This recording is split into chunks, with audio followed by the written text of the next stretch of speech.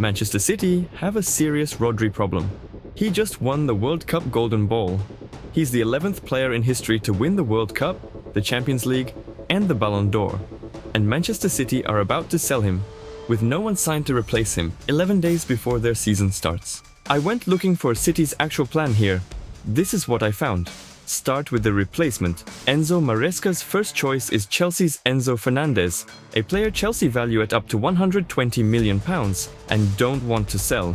The backup plan is an 18-year-old from Lille, Ayoub Bouadi, still mid-negotiation. Ask an actual City player what happens if neither one lands, and you get an honest answer, not a confident one. Mateo Kovacic's own words. I can of course fill that spot. Fill it, not replace him. And the money doesn't add up either. This same summer, City paid a reported English transfer record, £116 million, for Elliot Anderson, a central midfielder with none of Rodri's medals. They're negotiating close to 19 million more for that unproven teenager, and selling a World Cup winner, a Ballon d'Or winner, for less than half what they just paid for Anderson alone. Then there's the calendar. Rodri's expected in Barcelona around August the 12th. City play Arsenal in the Community Shield 4 days later. They open the league 7 days after that against Bournemouth. 3 different signals, same message. A plan that's still being built in real time with less than 2 weeks before it actually has to work. Because this isn't a guess. Manchester City already ran this experiment once. 2023, 24. With Rodri starting, City won 27 league games, drew 7 and lost none. 2.7 goals scored a game, 0.9 conceded. Then, September 2024. He tears his ACL against Arsenal. Pep Guardiola calls him irreplaceable on record more than once, and City go on to finish 3rd.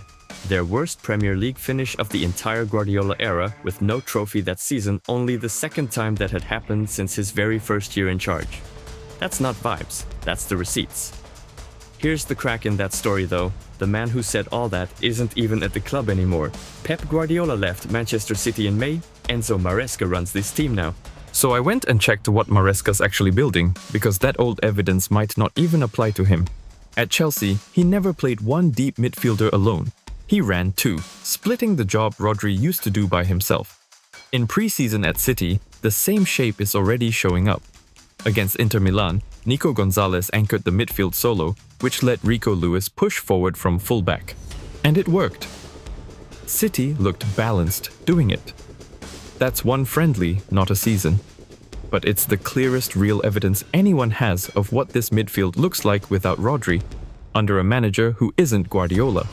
And here's what it actually tells you, the doom and gloom read, that this team can't function without him, might not even be right anymore. The system could hold up fine. The problem is narrower than that. And honestly, worse. Nico Gonzalez is 24. No Ballon d'Or, no World Cup Golden Ball, no title-winning resume as the first name on the sheet.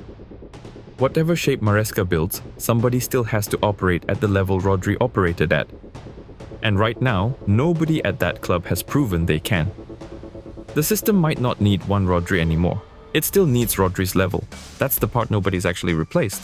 Now, I want to be fair to City here, because there's a real case for selling him, not just a convenient one. His contract runs out next summer. Sell him now for a reported 50 million or so, or risk losing him for nothing in a year. He's 30. He's had an ACL reconstruction and back surgery inside 2 years. That's not paranoia. That's a genuine fitness risk on a long-term deal. And by most reporting, this was Rodri's call. He turned down Real Madrid for Barcelona himself. Nobody's forcing him out the door. Put together, that's not a reckless sale. That's a club managing an asset at the exact moment his value peaks, right before the risk catches up with it. I'll say it plainly.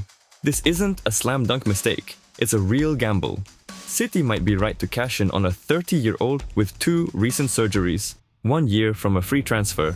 But they're doing it without a proven replacement, 4 days before a trophy match, 11 days before the league opens. If Maresca's system holds up without him, this ages as smart business. If it doesn't, City will have sold the best midfielder in the world for less than they just paid for his understudy, and found out why they needed him in real time. Whatever happens, we won't be waiting long to find out. City are back in a competitive fixture within days. Subscribe! I'll break down exactly how this holds up the moment a ball's actually kicked.